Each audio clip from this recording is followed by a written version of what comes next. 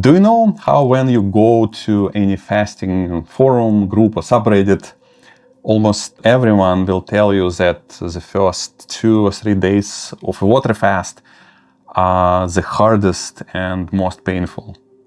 And yes, they are, but only if you do it wrong. I've been water fasting for almost 20 years.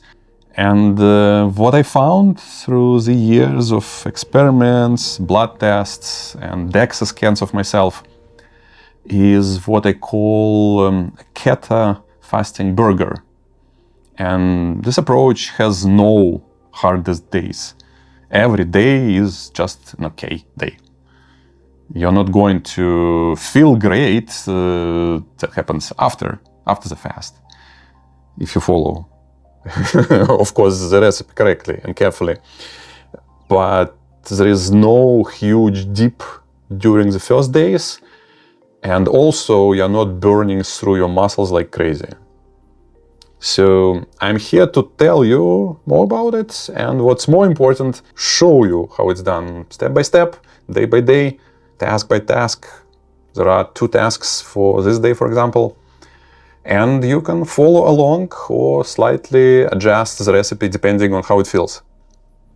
But before we get to the tasks for today, it's important to find your Northern Star, to nail for yourself a reason why you're doing it. It's applicable not just for fasting, but for any challenging task. When you start doubting yourself, when you get lost, your star will get you out. Through the years, my whys have shifted multiple times, quite a lot. I'll list them all briefly right now, and you just pick 1 or 2. In a way, it doesn't matter which one, as long as it resonates with you personally today. So initially, I did it just for weight loss, fat loss. I had some. I still have some. But back then, I was a little chubby, freshman 15. Etc., etc. Then I was fasting for spiritual reasons, actually quite a lot. And I remember going for long walks, thinking about planets and universe and creation. Every religion has a fasting component for a reason, which is not just as lack of food in March. When you are not eating, it elevates you above the mundane and just plainly changes the brain chemistry. Same reason why fasting is so effective against epilepsy, for example. It has this major calming effect through ketones hitting your head and GABA activation, which makes you more relaxed and more thoughtful. Great for sleep, by the way, also. Then I was doing it for beta autophagy, which is like internal house cleaning. There is also apoptosis, which is like autophagy on steroids, house demolition and total renovation. I'm going to cover all that in more details when I'm myself in that deep GABA state. After that, I was fasting for longevity. That's my new obsession through the last, 7? Wow, 7 years. Time flies. But anyway, up to this day, calorie restriction is still the number 1 way to extend lifespan in the animal models. Is it translatable to humans? To us, we don't know. However, I feel that the risk is low, especially after I did DEXA scans before and after. The highest risk is losing muscles, but there are ways to mitigate it, which I'm also going to talk about. So the risk is very low, the cost is very low, upside is high, maybe that high. So welcome to the channel.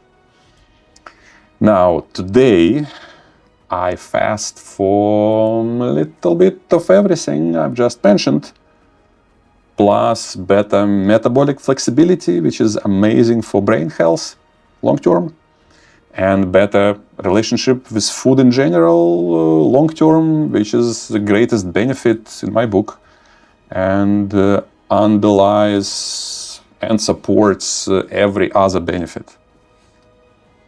Almost the opposite of what I was doing initially, if I think about it. So pick your own Northern Star. Whatever shines on you today, that's good enough for now. You can always change it later. And today, as I said, is day one. There are 2 tasks. And initially, I was making all the same mistakes. I remember once our nanny was calling my wife, saying that I'm dying on the couch, looking all green. But that's because I was jumping into the fast like you jump from a cliff instead of taking stairs. First task is to cut off all easy carbs from the diet, to start gently shifting into the nutritional ketosis. Take those stairs.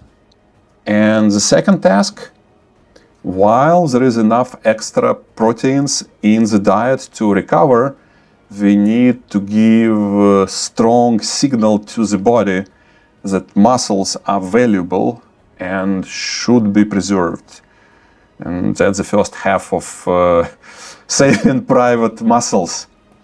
So for today, the task is to hit the gym and do some serious heavy resistance training with warm-up and cool-down, same principles as we do with food and fasting. No surprises here. And tomorrow, I'm going to show you the food and my kitchen and how to make it easy. And task 2 for tomorrow is, well, you'll see it. It will be the task to hit the deep ketosis as quickly as possible, so we reap the most benefits of fasting as quickly as possible, but without any pain.